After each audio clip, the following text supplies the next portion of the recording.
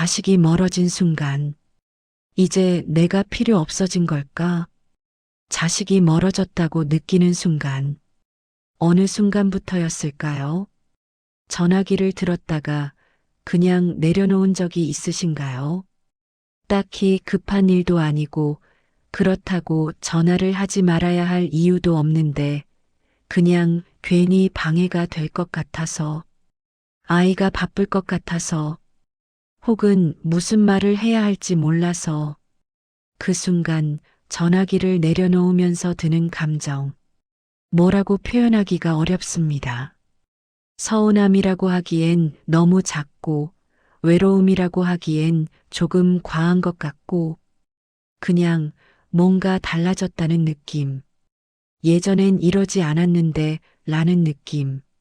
명절에 다 같이 모였는데 아이는 식사가 끝나자마자 핸드폰을 꺼내 들었습니다. 웃고 있기는 한데 그 웃음이 나를 향한 건지 화면 속 무언가를 향한 건지 알 수가 없었습니다.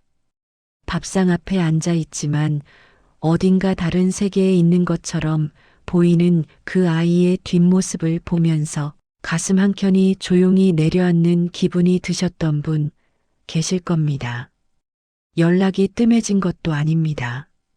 일주일에 한 번씩은 안부를 묻고 가끔 사진도 보내줍니다.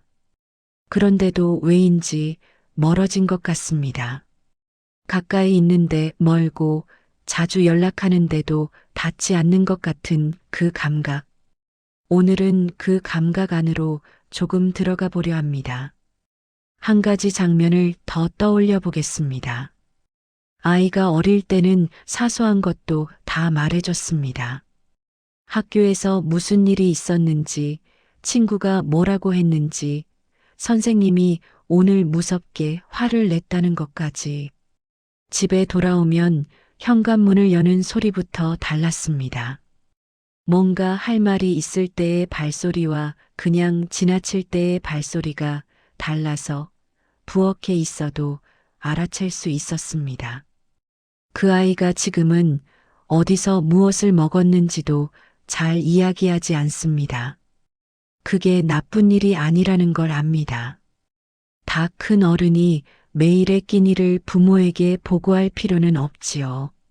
하지만 그 작은 이야기들이 사라진 자리가 생각보다 크게 느껴질 때가 있습니다. 관계가 있었던 자리는 그것이 없어졌을 때 더 잘 보입니다.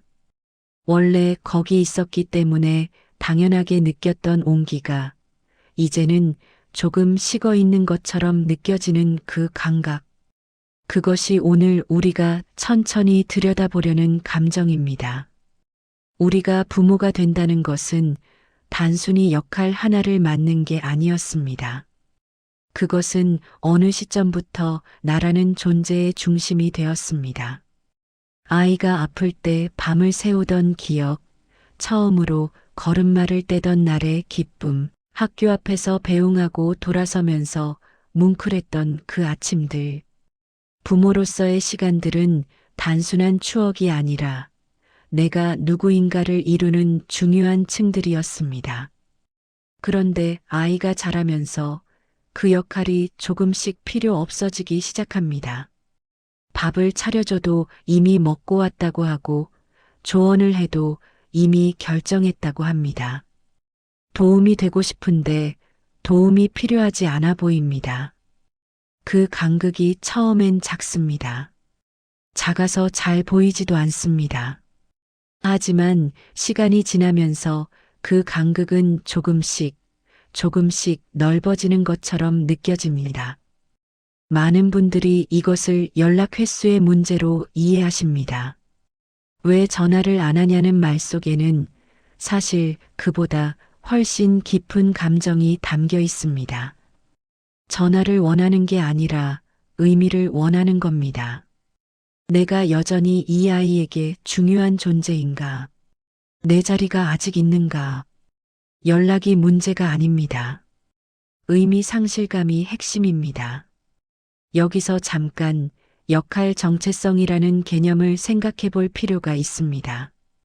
심리학에서는 사람이 자신을 인식하는 방식의 역할이 깊이 연결되어 있다고 말합니다. 나는 누구인가? 라는 질문에 대해 사람들은 흔히 직업이나 관계로 대답합니다. 나는 교사다. 나는 남편이다. 나는 어머니다. 나는 아버지다. 그런데 이 역할들이 하나씩 줄어들거나 변형될 때 우리는 자신이 누구인지를 다시 묻지 않을 수 없게 됩니다. 퇴직 이후에 많은 분들이 방향을 잃는 것처럼 부모 역할이 축소될 때도 비슷한 혼란이 찾아옵니다. 다만 퇴직은 분명한 날짜가 있지만 부모 역할의 변화는 어느 날 갑자기 통보받는 것이 아닙니다. 서서히 눈에 띄지 않게 조금씩 달라집니다. 그래서 더 혼란스럽습니다. 언제부터 달라진 건지조차 특정하기가 어렵습니다. 그리고 이 역할 정체성의 문제는 성별에 따라 다르게 나타나기도 합니다. 어머니라는 역할을 중심으로 살아오신 분들은 아이와의 감정적 연결이 끊어지는 것처럼 느낄 때 특히 큰 상실감을 경험합니다. 아버지라는 역할을 통해 가족을 지탱해온 분들은 이제 지탱할 것이 없어진 것 같은 허탈함을 느끼기도 합니다. 어느 쪽이든 그 감정의 밑바닥에는 같은 질문이 있습니다. 나는 이제 무엇을 위해 있는 사람인가? 그리고 이 질문이 무서운 이유는 쉽게 답이 나오지 않기 때문입니다. 평생을 가족을 위해, 아이를 위해 살아온 분들에게 이제 당신을 위해 사세요라는 말은 때로 공허하게 들립니다. 나를 위해 산다는 게 어떤 건지 솔직히 잘 모르겠다는 분들도 많습니다. 그 모름이 부끄러운 것이 아닙니다. 오랫동안 다른 사람을 중심에 두고 살아왔다는 증거이기 때문입니다. 기대와 현실의 간극도 빠뜨릴 수 없습니다. 우리 세대가 자라면서 보아온 가족의 모습이 있습니다. 나이 든 부모 곁에 자식이 있고 주말이면 함께 밥을 먹고 집안의 중요한 일은 부모와 상의하고 그것이 당연한 가족의 모습이라고 배웠고 또 그렇게 살아왔습니다. 그런데 지금의 세상은 다릅니다. 자식들은 멀리 살고 주말에는 각자의 삶이 있고 중요한 결정은 스스로 혹은 자신의 가족과 함께 내립니다. 그 변화가 잘못된 것이 아님을 알지만 기대했던 그림과 너무 다를 때 오는 낙차는 어쩔 수 없이 마음에 흔적을 남깁니다. 자식은 정말 멀어진 것일까? 잠깐 다른 각도에서 바라보겠습니다. 자식의 입장에서 생각해 보면 그들은 멀어진 게 아닐 수 있습니다. 그들은 그냥 살고 있는 겁니다. 자기 삶을 꾸리고 일을 하고 관계를 맺고 지치고 또 회복하면서 그 안에서 부모는 여전히 소중한 존재입니다. 다만 매일 가장 가까이 있는 존재는 아닐 뿐이지요. 세대의 차이도 있습니다. 지금 3, 40대는 부모 세대와는 다른 방식으로 관계를 맺습니다. 자주 보지 않아도 괜찮다고 생각하고 멀리 있어도 마음은 가까이 있다고 느낍니다. 표현하지 않는 것이 무관심이 아니라 그냥 그들의 방식인 경우가 많습니다. 그런데 부모 세대는 조금 다르게 배웠습니다. 가까이 있어야 사랑이고 자주 봐야 관계가 살아있다고, 밥상을 같이 받아야 가족이라고. 그 기준으로 지금의 관계를 바라보면 아무래도 무언가 부족하게 느껴질 수밖에 없습니다. 독립은 자연스러운 일입니다. 인간이 자라면서 부모로부터 분리되는 것은 심리학적으로도 생물학적으로도 건강한 과정입니다. 둥지를 떠난 새가 둥지를 잊은 게 아니듯이 자기 삶을 사는 아이가 부모를 잊은 건 아닙니다. 조금 더 깊이 들어가 보겠습니다. 발달 심리학에서는 인간의 성장 과정을 애착과 분리의 반복으로 설명하는 경우가 있습니다. 아이는 태어나서 처음에는 부모에게 완전히 의존합니다. 그러다 걸음마를 배우면서 처음으로 부모에게서 멀어지는 연습을 시작합니다. 낯선 곳에 가서 탐색하다가도 돌아와 부모를 확인하고 다시 나갑니다. 그것이 반복됩니다. 학교에 가고 친구가 생기고 연애를 하고 결혼을 하고 자기 가족을 꾸리는 것, 그 모든 것이 분리의 과정입니다. 그리고 그 분리는 부모가 잘 키웠다는 증거이기도 합니다. 아이가 부모 없이도 자기 삶을 꾸릴 수 있게 된 것은 어릴 때 충분히 안아주고 충분히 기다려준 시간 덕분입니다. 부모로부터 떠나는 힘은 부모에게서 받은 사랑의 크기만큼 생겨납니다. 잘 떠나는 아이는 잘 키워진 아이입니다. 그렇게 생각하면 지금 아이가 자기 삶을 살고 있다는 것은 무언가 잘못된 일이 아니라 처음부터 그렇게 되기를 바랐던 일입니다. 다만 그것이 막상 내 눈앞에 펼쳐졌을 때 마음이 그 이치를 따라가기가 어려운 것입니다. 또 한 가지, 자식이 연락을 자주 하지 않는 이유 중에는 부모가 걱정할까봐인 경우도 있습니다. 힘든 이야기를 해서 괜히 마음 쓰이게 하기 싫어서 아직 정리되지 않은 문제를 꺼냈다가 조언을 받게 될까봐, 혹은 그냥 지금 너무 지쳐서 어디서부터 이야기해야 할지 모르겠어서, 침묵이 냉담함이 아니라 배려일 수도 있고 거리감이 아니라 피로일 수 있습니다. 물론 이것이 모든 경우에 해당하지는 않습니다. 진짜로 관계가 소원해진 경우도 있습니다. 오랫동안 쌓인 서운함이 있거나 해소되지 않은 갈등이 있거나, 하지만 그런 경우에도 문제는 지금 이 순간 갑자기 생긴 것이 아닙니다. 오래된 무언가가 있는 겁니다. 그리고 그것은 아이와 나 둘 다의 이야기입니다. 멀어진 것처럼 보이는 아이를 바라보면서 느끼는 그 감정을 아이의 잘못으로 돌리기 전에 잠시 그 감정 자체를 바라봐 주셨으면 합니다. 우리가 진짜 두려워하는 것, 멀어졌다고 느끼는 감정 아래에는 말하기 어려운 두려움이 하나 있습니다. 버려질지도 모른다는 두려움입니다. 이건 쉽게 말할 수 있는 감정이 아닙니다.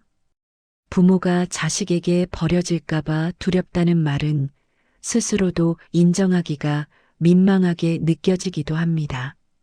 내가 이렇게 약한 사람이었나 싶기도 하고, 자식에게 짐이 되고 싶지 않다고 생각하면서도 정작 무시당하는 것 같은 느낌은 견디기 어렵습니다. 쓸모 없어졌다는 감정도 있습니다. 오랫동안 가족을 위해 쓸모 있는 사람으로 살아왔습니다. 밥을 하고 돈을 벌고 결정을 내리고 위기를 감당해 왔습니다. 그런데 어느 순간부터 그 역할들이 하나씩 필요 없어지기 시작합니다. 아이들은 스스로 밥을 먹고 스스로 결정을 내립니다. 그건 분명히 좋은 일인데 그 자리에 남겨진 내가 느끼는 감정은 꼭 좋기만 한 것이 아닙니다. 그리고 가장 조용하게, 가장 깊숙이 있는 두려움이 하나 있습니다. 이 관계가 어느 날 그냥 끝날 수도 있다는 불안.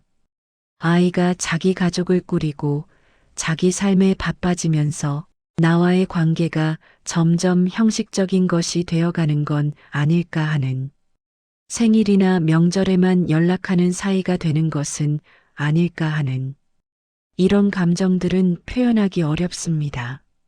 말했다가 아이가 부담스러워 할까봐, 말했다가 관계가 더 어색해질까봐, 그래서 그냥 혼자 삼키고 혼자 앉아서 전화기를 들었다가 내려놓는 겁니다.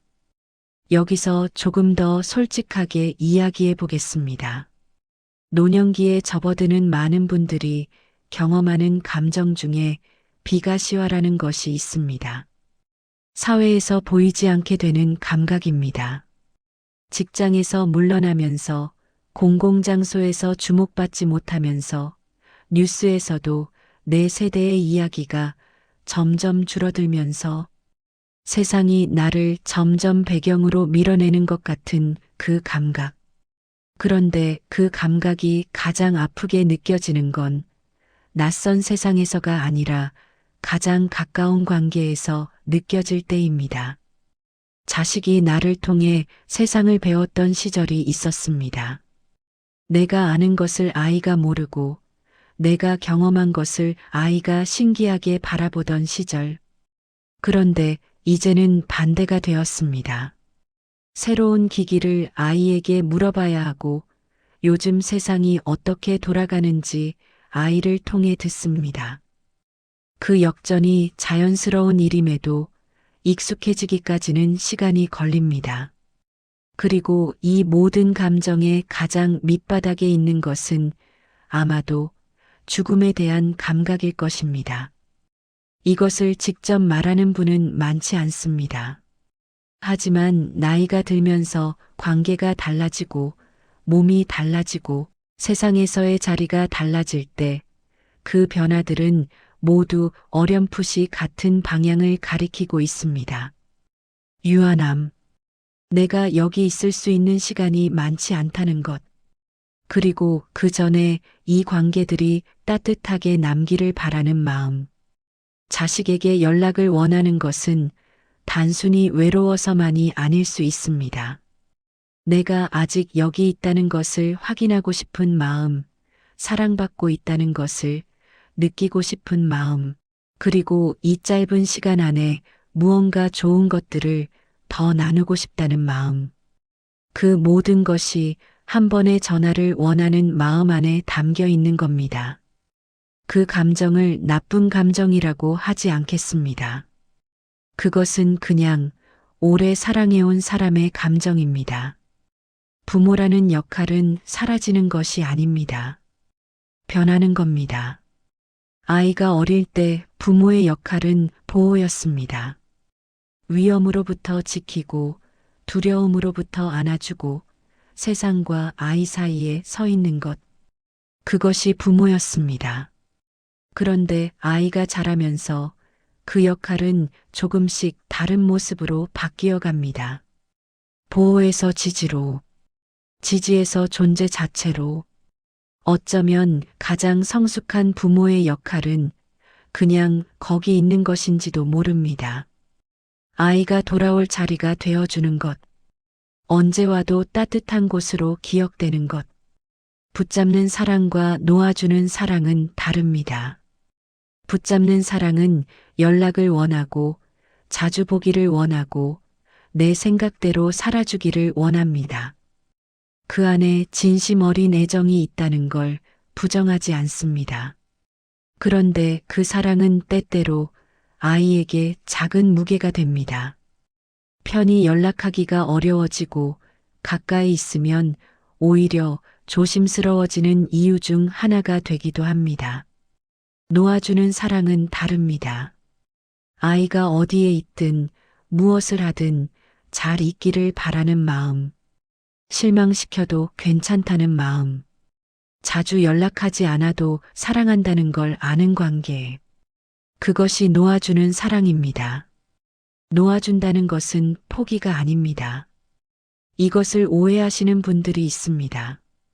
놓아주는 사랑이 마치 체념이나 무관심처럼 들릴 수 있습니다. 그냥 다 내려놓고 아무렇게나 살라는 말처럼 들릴 수도 있습니다. 하지만 그렇지 않습니다. 놓아준다는 것은 상대가 자기 방식으로 살아갈 것을 믿는다는 뜻입니다. 내가 원하는 방식이 아니어도 내가 보기에 완벽하지 않아도 그 사람이 자기 삶을 살아갈 능력이 있다고 믿는 것. 그 믿음이 놓아주는 사랑의 기반입니다. 그리고 역설적이게도 그렇게 놓아준 관계가 더 오래 이어지는 경우가 많습니다. 꽉 쥐면 손에서 모래가 빠져나가듯이 붙잡으려 할수록 멀어지는 것이 관계의 속성인지도 모릅니다. 반면 넉넉하게 공간을 열어두면 아이는 오히려 그 공간으로 돌아옵니다. 관계의 거리는 사랑의 거리와 같지 않습니다.